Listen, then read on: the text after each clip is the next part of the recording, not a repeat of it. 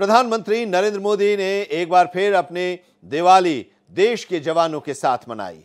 राष्ट्रीय एकता दिवस कार्यक्रम के बाद प्रधानमंत्री नरेंद्र मोदी गुजरात के कच्छ पहुंचे। यहां पर प्रधानमंत्री नरेंद्र मोदी बीएसएफ के ड्रेस में नजर आए।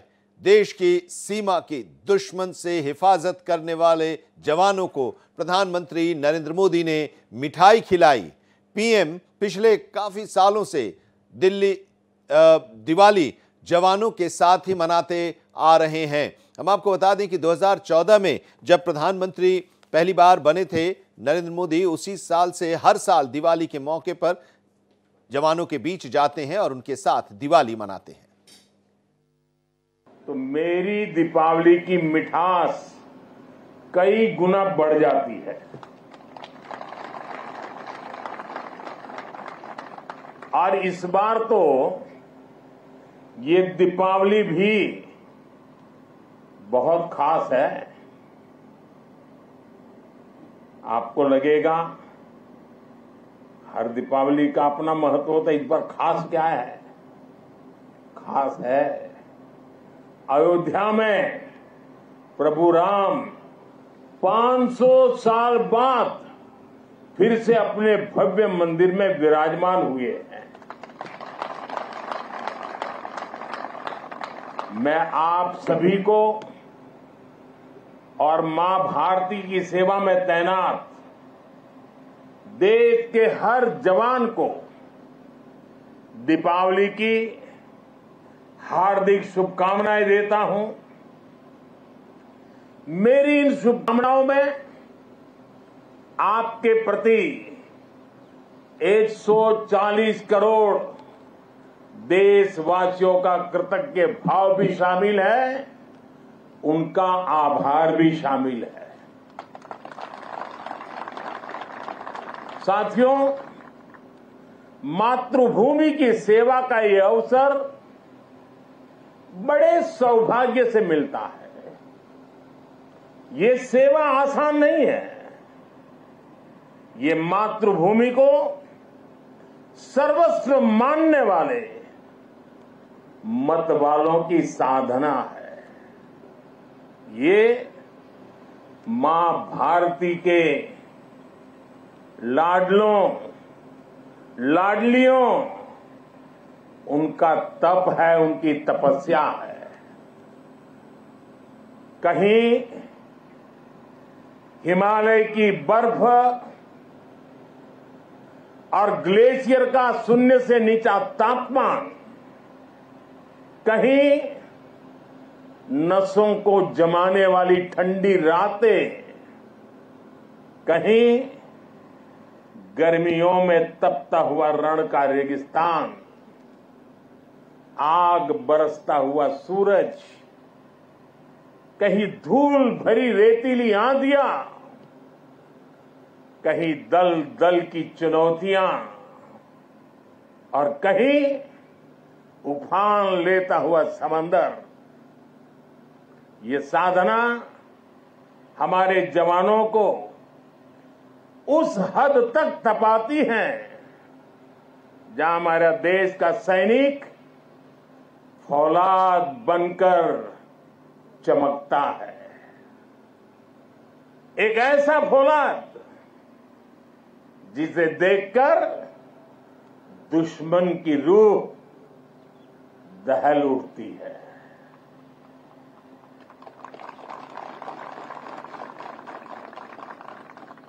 दुश्मन भी आपको देखकर सोचता है कि जो ऐसे क्रूरतम प्रहारों से विचलित नहीं हुआ, उसे भला कौन हरा पाएगा। आपकी यह अटल इच्छा शक्ति, आपका यह अथाह शौर्य, पराक्रम की पराकाष्ठा,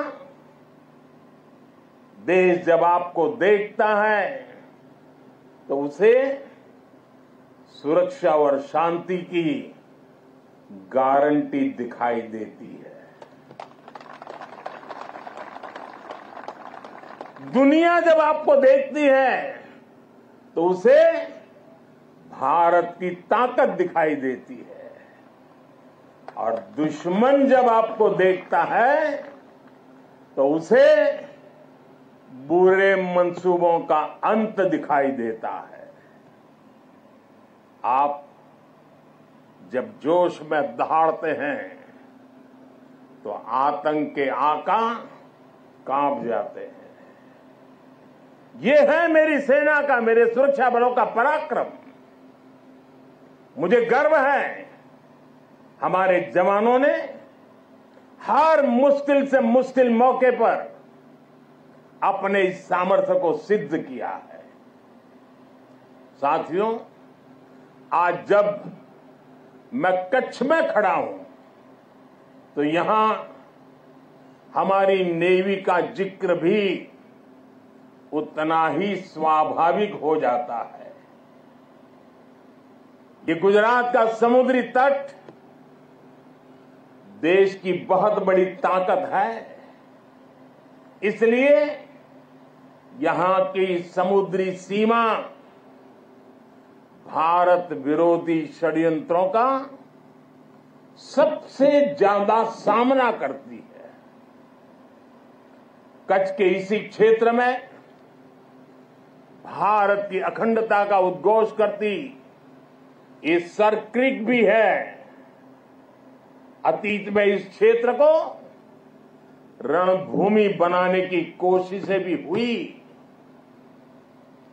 देश जानता है सरक्रिक पर दुश्मन की नापाक नजरें कब से टिकी है, लेकिन देश निश्चिंत भी है क्योंकि सुरक्षा में आप तैनात है।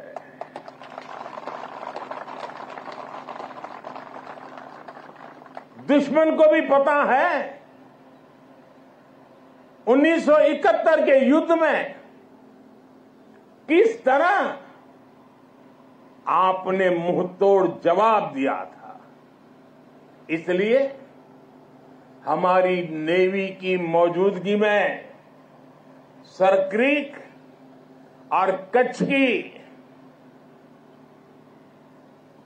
की तरफ अब कोई आंख उठाने की भी हिम्मत नहीं करता है। साथियों, आज देश में एक ऐसी सरकार है जो देश की सीमा के 1 इंच से भी समझौता नहीं कर सकती। एक समय था जब डिप्लोमेसी के नाम पर सरक्रिक को छल से हड़पने की पॉलिसी पर काम हो रहा था। मैंने तब गुजरात के मुख्यमंत्री के रूप में भी देश की आवाज को बुलंद किया था। और इस क्षेत्र में आज मैं पहली बार नहीं आया,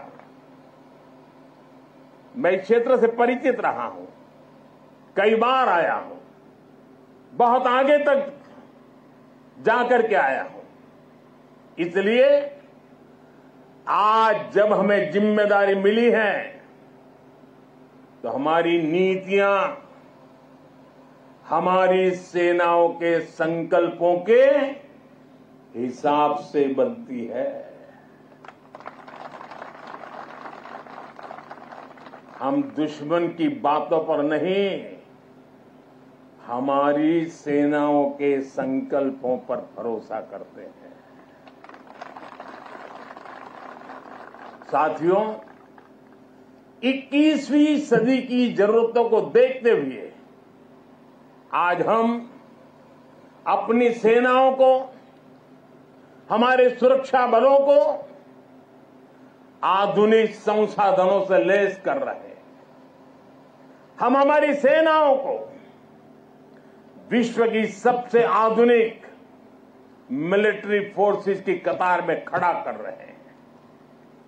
हमारे इन प्रयासों का आधार है रक्षा क्षेत्र में आत्मनिर्भर भारत।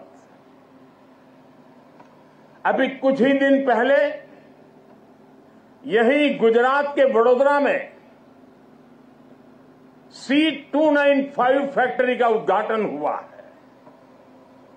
आज विक्रांत जैसा made in India aircraft carrier देश के पास है। आज भारत में अपनी सबमरीन बनाई जा रही है। आज हमारा तेजस फाइटर प्लेन वायुसेना की ताकत बन रहा है। हमारा अपना 5th जनरेशन फाइटर एयरक्राफ्ट बनाने का काम भी शुरू हो चुका है। पहले भारत की पहचान हथियार मंगाने वाले देश की थी। आज भारत दुनिया के कितने ही देशों को डिफेंस उपकरण एक्सपोर्ट कर रहा है। पिछले 10 वर्षों में हमारा रक्षा निर्यात 30 गुना बढ़ गया है। साथियों, सरकार के इस विजन को सफल बनाने में हमारी सेनाओं और सैन्य बलों के सहयोग की भी बड़ी भूमिका है। हमारे सुरक्षा बलों की बहुत बड़ी भूमिका है। मैं देश की सेनाओं को, मैं देश के सुरक्षा बलों को बधाई दूंगा कि उन्होंने 5000 से अधिक सैन्य उपकरणों की लिस्ट बनाई है जो वो अब विदेश से नहीं खरीदेंगे। इससे सैन्य क्षेत्र में आत्मनिर्भर भारत अभियान को नई गति भी मिली है।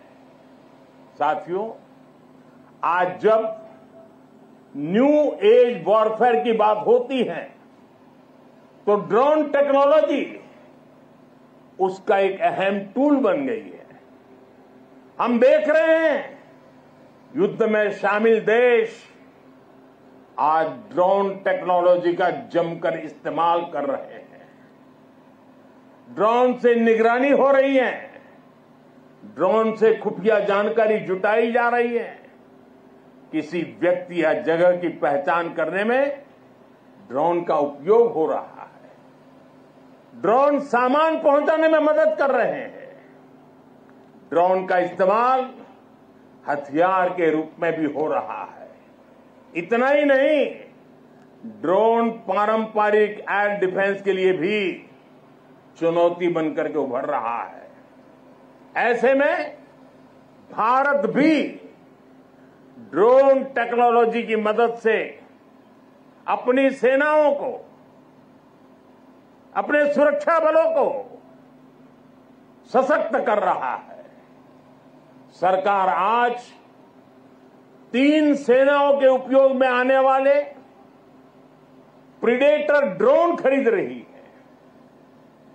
ड्रोन के इस्तेमाल से जुड़ी स्ट्रेटेजी बनाई जा रही है और मुझे खुशी है कि कई भारतीय कंपनियां पूरी तरह से स्वदेशी ड्रोन बनाने में भी लगी हैं। ढेर सारे स्टार्टअप मैदान में आए हैं। साथियों, आज युद्ध की प्रकृति बदल रही है। आज सुरक्षा के विषय भी नए नए पनपते जा रहे हैं। भविष्य की चुनौतियां और जटिल होंगी। इसलिए बहुत जरूरी है कि तीनों सेनाओं की क्षमताओं को, हमारे सुरक्षा बलों की क्षमताओं को एक दूसरे से जोड़ दिया जाए और खास करके हमारी तीनों सेनाओं के लिए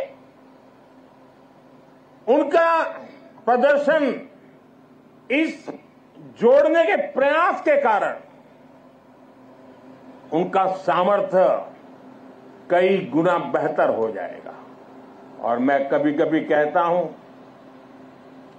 कि एक आर्मी, एक एयरफोर्स और एक नेवी हमें एक नजर आते हैं, लेकिन उनका जब संयुक्त अभ्यास होता है तो एक नहीं 111 नजर आते हैं।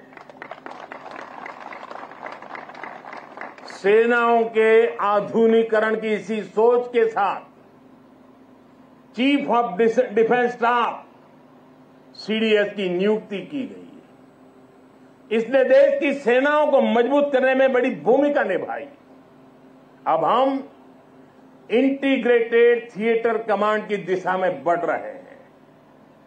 इंटीग्रेटेड थिएटर कमांड के लिए एक ऐसा मैकेनिज्म तैयार कर लिया गया है जिससे सेना के तीनों अंगों के बीच और बेहतर तालमेल होगा। साथियों, हमारा संकल्प है नेशन फर्स्ट, राष्ट्र प्रथम। राष्ट्र की शुरुआत उसकी सीमाओं से होती है।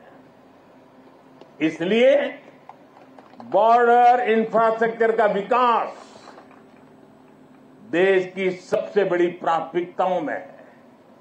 बीआरओ ने 80,000 किलोमीटर से ज्यादा सड़क का निर्माण किया है। लद्दाख और अरुणाचल प्रदेश में भी रणनीतिक रूप से महत्वपूर्ण सड़कें बनाई गई है। पिछले 10 वर्षों में 400 के आसपास बड़े पुल बनाए हैं। आप जानते हैं, देश के सबसे दूर दराज के इलाकों में ऑल वेदर कनेक्टिविटी के लिए हमारी सेनाओं के लिए टनल कितनी महत्वपूर्ण है। इसलिए पिछले 10 वर्षों में अटल और सेला जैसी सामरिक महत्व की अनेकों बड़ी सुरंगों का निर्माण पूरा किया है। बीआरओ देश के अलग अलग हिस्सों में टनल बनाने के काम को तेज गति से पूरा कर रहा है। साथियों, हमने सीमावर्ती गांवों को आखिरी गांव मानने की सोच भी बदली है। आज हम उन्हें देश का प्रथम गांव कहते हैं। आखिरी गांव नहीं, वो प्रथम गांव है। वाइब्रेंट विलेज योजना के तहत देश के प्रथम गांवों का विकास किया जा रहा है। वाइब्रेंट विलेज यानी सीमा पर बसे ऐसे वाइब्रेंट गांव जहां वाइब्रेंट भारत के प्रथम दर्शन हो। हमारा देश का तो ये विशेष सौभाग्य है कि हमारे ज्यादातर सीमावर्ती इलाकों को प्रकृति ने विशेष आशीर्वाद दिया है। वहां पर्यटन की अपार संभावनाएं हैं। हमें उसे तराशना है, निखारना है। इसके जरिए इन गांवों में बसे नागरिकों का जीवन बेहतर होगा, उन्हें नए अवसर मिलेंगे। वाइब्रेंट विलेज अभियान के जरिए हम ये होता देख रहे हैं।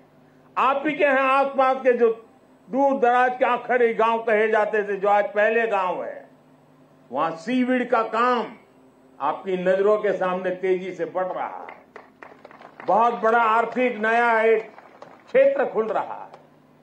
यहां मैंग्रोव के पीछे एक बड़ी ताकत हम लगा रहे हैं। वो देश के पर्यावरण के लिए तो बहुत सुनहरा अवसर है, लेकिन ये मैंग्रोव के जो जंगल तैयार होंगे वो यहां के टूरिस्टों के लिए, और जैसे धोरडो में रणोत्सव ने पूरे देश और दुनिया को आकर्षित किया है, देखते ही ये इलाका टूरिस्टों का स्वर्ग बनने वाला है, आपकी आंखों के सामने बनने वाला है। साथियों, इस विजन को आगे बढ़ाने के लिए हमारी सरकार के मंत्री भी सीमावर्ती वाइब्रेंट विलेज में जा रहे हैं। आज वो वाइब्रेंट विलेज में रुकते हैं जहां ज्यादा से ज्यादा समय बिताते हैं। ऐसे में देश के लोगों में भी इन गांवों को लेकर आकर्षण बढ़ रहा है, उत्सुकता बढ़ रही है। साथियों, राष्ट्रीय सुरक्षा के साथ एक और पहलू जुड़ा हुआ है जिसकी उतनी चर्चा नहीं होती। ये है बॉर्डर टूरिज्म, और इसमें हमारे कच्छ के पास अपार संभावनाएं हैं।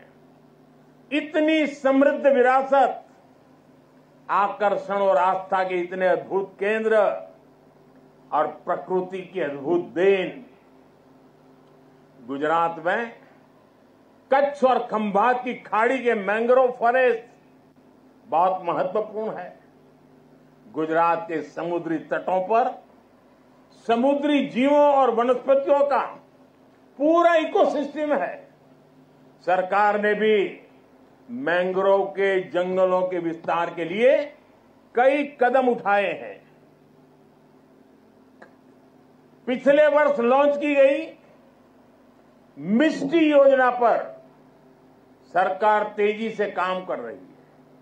साथियों, यूनेस्को वर्ल्ड हेरिटेज साइट में हमारा धोलावीरा ये भी शामिल है, और वो तो हमारे देश के हजारों साल के सामर्थ्य की पहचान है। धौलावीरा में सिंधु घाटी की सभ्यता के अवशेष बताते हैं कि हजारों वर्ष पूर्व वो शहर कितने व्यवस्थित तरीके से बसा हुआ था। यही गुजरात के समुद्र से थोड़ी दूरी पर लोथल जैसे व्यापारिक केंद्रों ने भी एक समय में भारत की समृद्धि के अध्याय लिखे। लखपत में गुरु नानक देव जी की चरण रज है। कच्छ का कोटेश्वर महादेव मंदिर हो, माता आशापुरा का मंदिर हो, काला डूंगर पहाड़ी पर भगवान दत्तात्रेय का साक्षात दर्शन होता हो, या फिर कच्छ का रण उत्सव या सर क्रीक को देखने का उत्साह। कच्छ के एक जिले में ही पर्यटन का इतना पोटेंशियल है कि टूरिस्ट को पूरा हफ्ता भी कम पड़ जाए।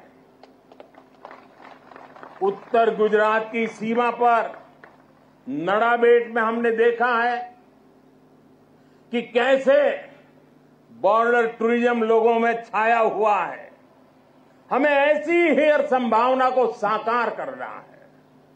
जब ऐसे स्थानों पर देश के अलग अलग हिस्सों से पर्यटक आते हैं, वो भारत के वो दो हिस्से आपस में कनेक्ट हो जाते हैं।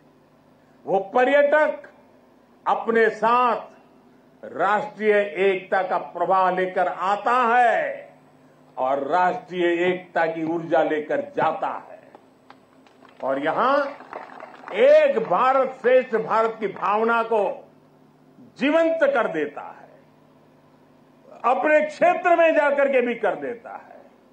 यही भावना हमारी राष्ट्रीय सुरक्षा का मजबूत आधार तैयार करती है। इसलिए कच्छ और दूसरे सीमावर्ती इलाकों को हमें विकास के नए मुकाम तक लेकर जाना है।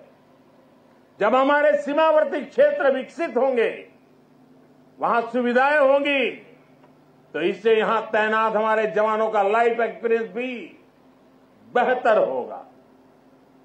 साथियों, हमारा राष्ट्र जीवंत चेतना है जिसे हम मां भारती के रूप में पूजते हैं। हमारे जवानों के तप और त्याग के कारण ही आज देश सुरक्षित है, देशवासी सुरक्षित है। सुरक्षित राष्ट्र ही प्रगति कर सकते हैं। इसलिए आज जब हम विकसित भारत के लक्ष्य की ओर इतनी तेजी से बढ़ रहे हैं, तो इसमें आप सब इस स्वप्न के रक्षक हैं। आज हर देशवासी अपना 100% देकर राष्ट्र के विकास में अपना योगदान दे रहा है, क्योंकि उसे आप पर भरोसा है। मुझे विश्वास है आपका ये शौर्य इसी तरह भारत के विकास को बल देता रहेगा। इसी विश्वास के साथ आप सबको एक बार फिर दीपावली की हार्दिक शुभकामनाएं।